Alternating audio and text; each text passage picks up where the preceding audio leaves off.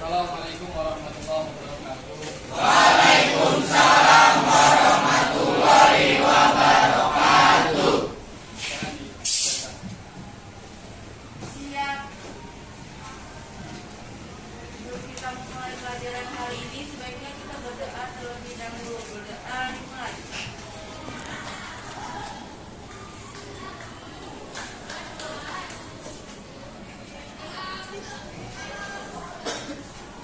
Doa selesai. Memberi salam.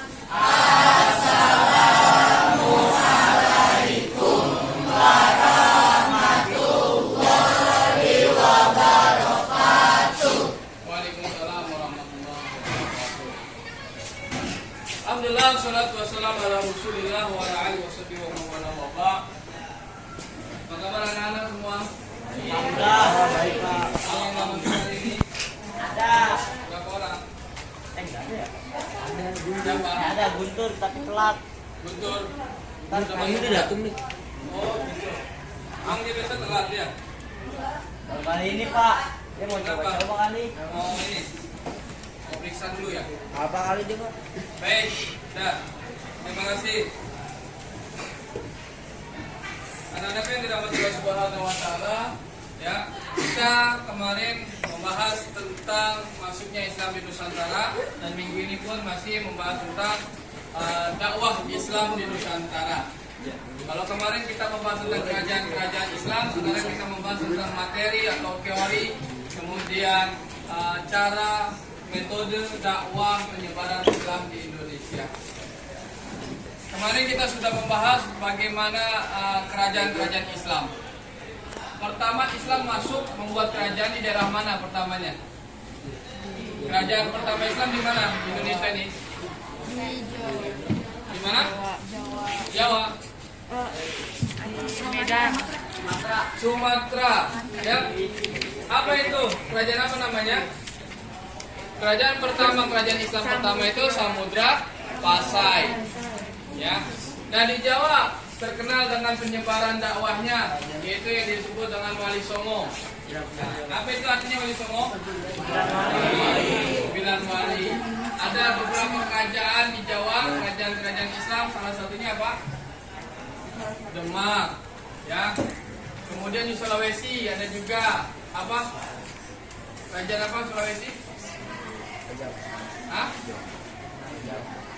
Apa? Mana? Gak ada. Sulawesi gak ada? Hah? Oke, baik. Gua tahu. Ya, Gorontalo, bentar ya. Gorontalo itu dari Sulawesi, ya. Dulu sekarang disebut dengan Gorontalo. Ya. So. Baik, sudah siapkah belajar kita hari ini? Siap. Siap ya. Nah,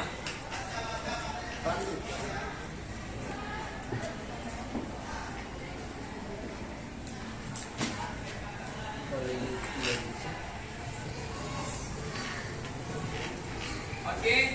Nah, proses masuknya Islam di Indonesia, ya, ada berapa teori? 4 teori, ya. Teori Mekah, teori Cina, Gujarat, dan Persia. Menurut teori Mekah, Islam masuk ke Indonesia pada abad ke-7 Masehi. Sedangkan menurut teori Gujarat, Islam masuk ke Indonesia tahun 13 Masehi. Ya. Adapun menurut teori Persia, ya, mengatakan bahwa proses kedatangan Islam ke Indonesia berasal dari daerah Persia atau Persia. Sekarang disebut dengan Iran. Anak yatim. Nah kalau di Iran, ya di Persia, tanggal 10 Muharram diperingati sebagai hari wafatnya putra Ali bin Abi Thalib. Siapa? Hasan Hussein. Hah? Hasan Yang Hussein. dikenal dengan hari Karbala. Ya Hasan Hussein. Siapa? Hasan Hussein, Hasan Hussein. Hasan Hussein. Satu yang dipotong, yang disembelih. Siapa Yang dong? disembelih. Hasan apa Yang Hussein ya? disembelih. Hah?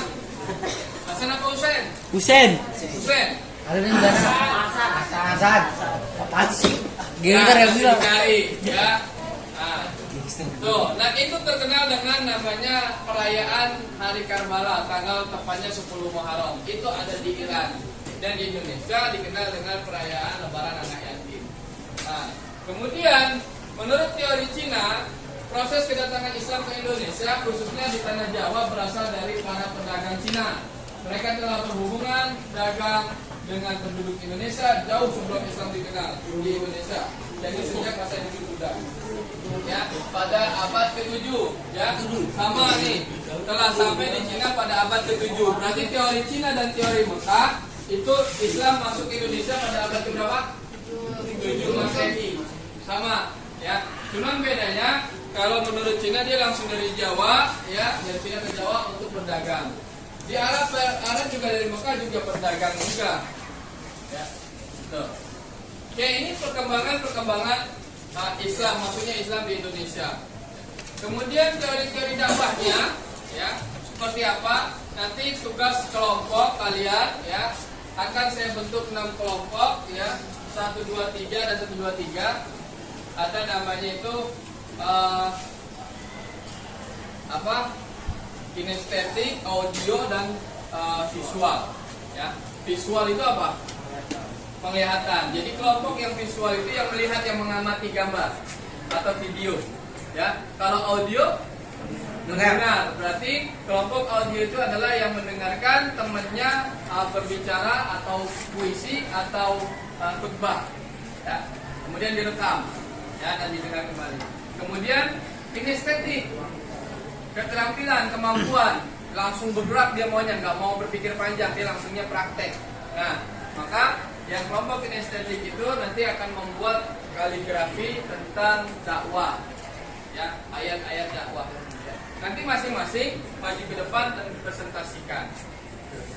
Tapi di sini paham semua? Ada yang ditanyakan? Oke, baik. Kalau tidak ada yang ditanyakan, silakan berbentuk kelompok yang sudah ditentukan kelompoknya. Ya, saya kasih waktu dalam hitungan 15 sudah berbentuk kelompok.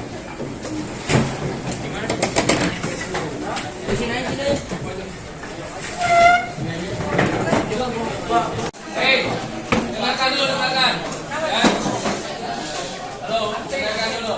Nah, tujuan dalam pembelajaran hari ini kita, ya, menguraikan alur perjalanan dakwah di Nusantara dengan baik dan benar, mengabstraksikan hikmah kehadiran Islam di Nusantara, mendesain rangkaian sejarah perkembangan Islam di Nusantara, menyajikan paparan kronologinya. Nah, ya, untuk itu sebelum membentuk atau mengerjakan tugas, ya, ada pertanyaan terlebih dahulu. Nah, coba saya mau bertanya. Islam dikenal dengan agama yang rahmatan lil alamin. Bagaimana cara untuk mengetahuinya? Kelompok 1 apa?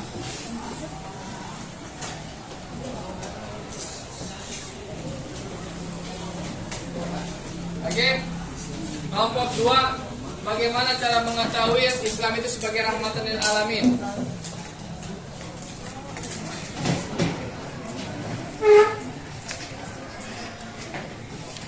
Hah?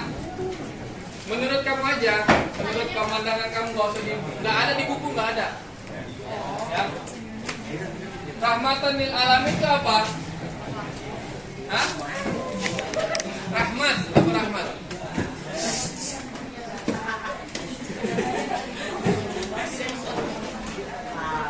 Oke, coba silakan dijawab.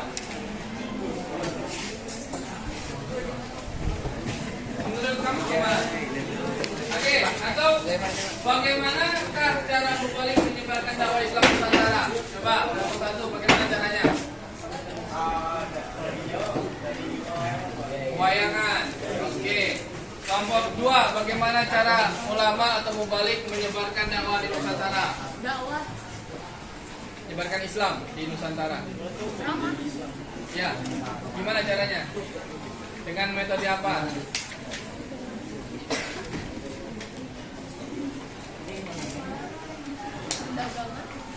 Dagangan. Oke. Ya, kelompok 3. Ya, silakan dibuka buku apa-apa. apa? Bagaimana hubungan sosial Islam? Bagaimana cara membalik menyebarkan dakwah Islam di Nusantara? Hubungan sosial, Pak. Iya, hubungan sosial. Gimana? Hubungan sosial. Hubungan sosial. Oke. Baik. Ya. Ya. Setelah pertanyaan tadi bisa ditentukan untuk kelompok 1 itu ya menggunakan pengamatan ya visual ya.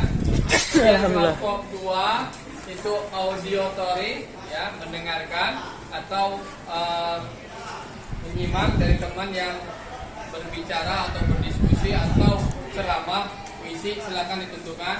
Kemudian kelompok 3 itu kinestetik, membuat kaligrafi ya. Kemudian kelompok 4 sama, yaitu tentang visual, mengamati gambar atau tayangan yang ada di YouTube tentang perkembangan sejarah Islam Nusantara. Kemudian kelompok 5 ya auditory ya, mendengarkan. Kemudian kelompok 6 kinestetik, membuat kaligrafi. Oke, dari situ ada yang ditanyakan? Paham semua? Oke, silakan kalau paham dikerjakan.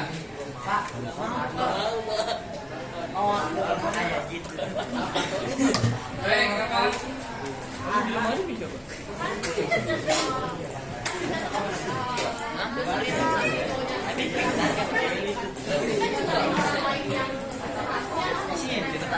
Kalau kamu ya, satu orang bercerita atau ceramah ya, atau orang berceramah yang direkam ya, atau orang berceramah atau orang bercerita atau orang direkam, yang lainnya membuat kesimpulan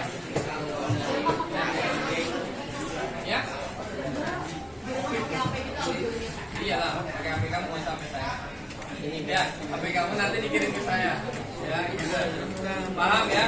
Yang lain membuat kesimpulan dari pendengaran yang kalian dengar tadi. Ya.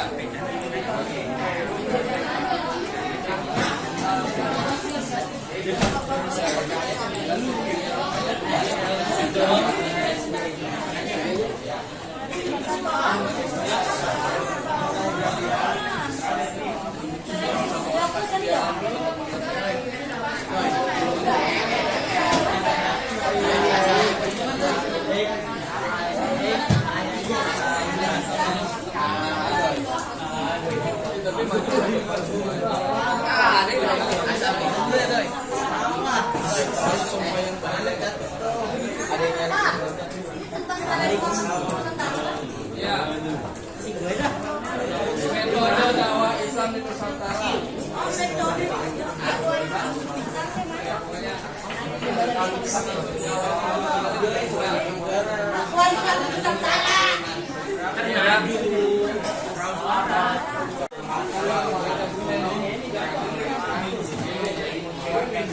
Oke, ayat berapa ini? Quran surat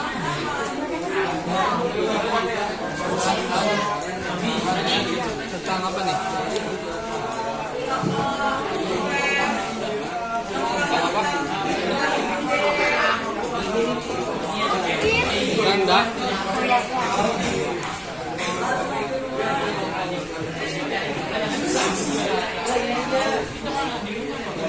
Ini ya bagus.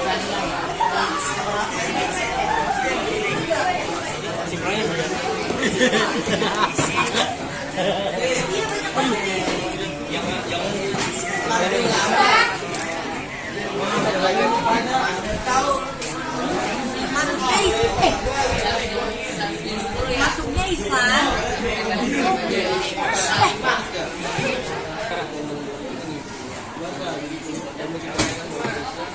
Kamu boleh ini Mbak?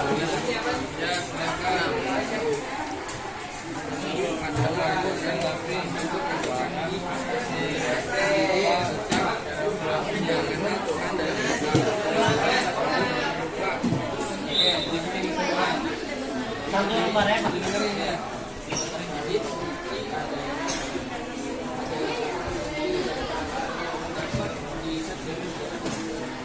Di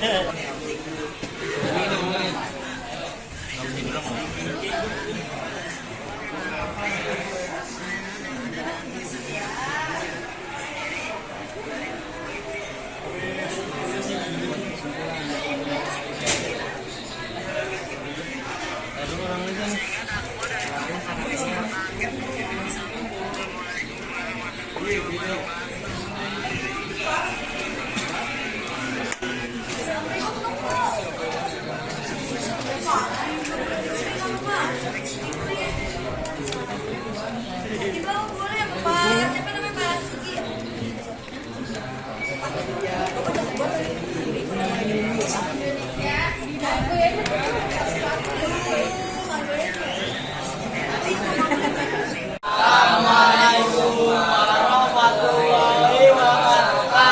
Waalaikumsalam warahmatullahi wabarakatuh.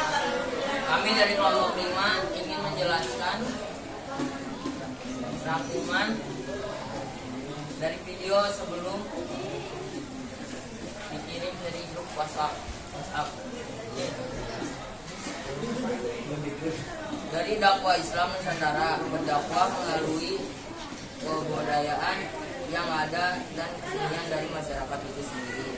Dari dakwah itu, Islam Nusantara mempunyai prinsip untuk tidak mempertahankan kebudayaan yang dulu, sehingga dakwah dan tokoh-tokoh Islam Nusantara gampang masuk dan mempengaruhinya.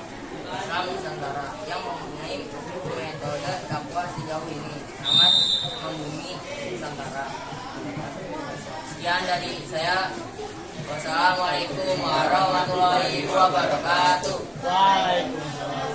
Assalamualaikum warahmatullahi wabarakatuh. Waalaikumsalam. Kami dari kelompok 6.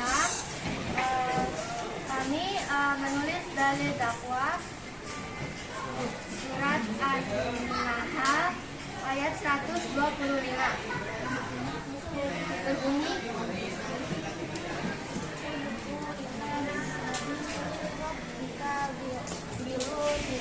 hikmati walau iza wa ahwahum bi'illati ahsan inna rabbaka wa lam yahu biman la am sabilihi wa huwa a'lamu bil kami cari benar yang artinya adalah serulah manusia kepada jalan Tuhanmu dengan hikmah dan pengajaran yang baik dan berdebatlah dengan neraka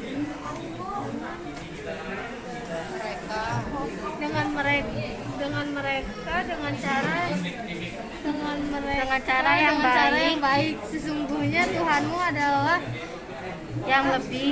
dialah yang lebih mengetahui siapa yang sesat dan jalannya, dan dialah yang lebih mengetahui siapa yang mendapat petunjuk. Sekian dari kelompok kami. Wassalamualaikum warahmatullahi wabarakatuh.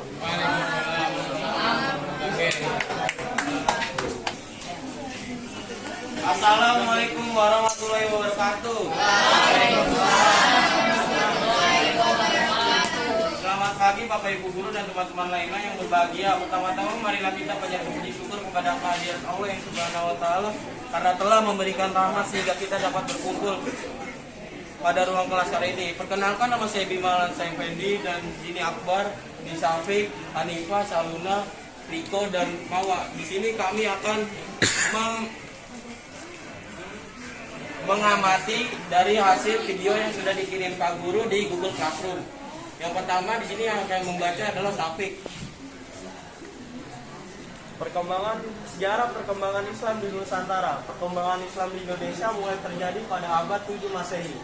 Saat itu Islam diperkenalkan dari pedagang Arab yang berdagang di Indonesia. Bahkan dalam perkembangannya terbangun kerajaan baru yang bercorak Islam seperti Kerajaan Demak, Banten, dan Aceh, dan lain-lain. Kerajaan-kerajaan tersebut mendorong berdirinya lembaga pendidikan berbasis Islam seperti pesantren. Berdasarkan sumber sejarah, beberapa kerajaan-kerajaan Hindu-Buddha, kemenangan kerajaan Islam tersebut pada akhirnya mendorong penduduk di wilayah taklukan beralih memeluk agama Islam. Islam di bawah pedagang Gujarat berlayar dari Selat Malaka, mereka menetap. Islam di bawah pedagang Gujarat berlayar dari Selat Malaka, mereka menetap dan menunggu angin musim berlangsung sekitar abad ke-13 masuk 7 sampai 13 Persia Selatan abad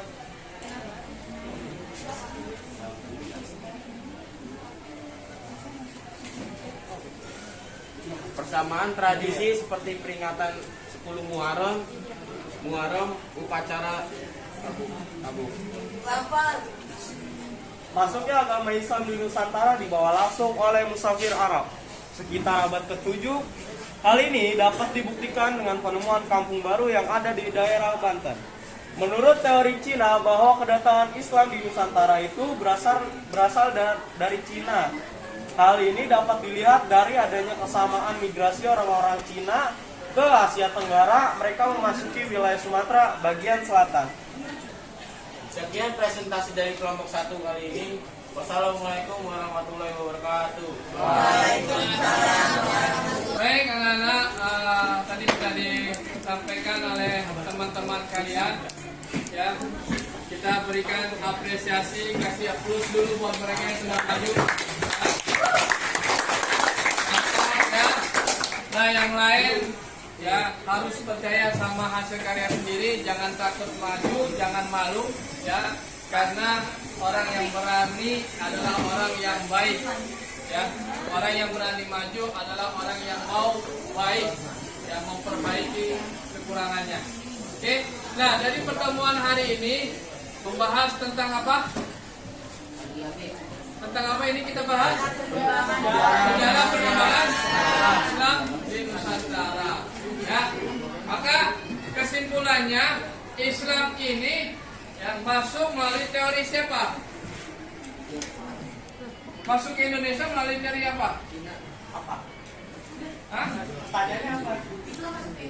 Teori apa? Mekah, Cina, Gujarat atau Persia?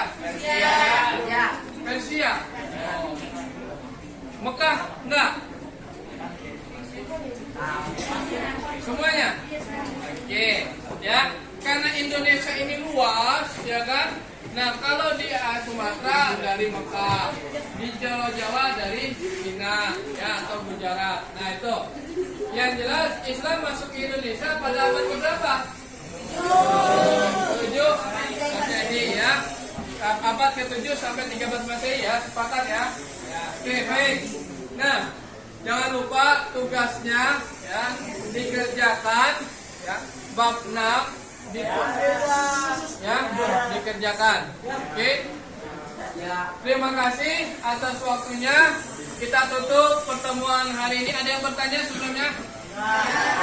Nah, yang belum minggu depan. Ya. Oke. Yang sudah itu dikumpulkan, ya, kirim ke WA. Oke, difoto, dikirim ke WA. Ya. Baik. Kita tutup pertemuan hari ini dengan membaca hamdalah. Alhamdulillah. Mohon maaf kalau ada kata yang salah atau perilaku yang kurang menyenangkan karena salah datangnya dari pribadi dan benar dari Allah Subhanahu wa taala. Kita tutup pertemuan dengan membaca doa kafaratul majlis. Subhanakallahumma wa bihamdika asyhadu an la ilaha illa anta astaghfiruka wa atubu ilaik. Assalamualaikum warahmatullahi wabarakatuh. Waalaikumsalam.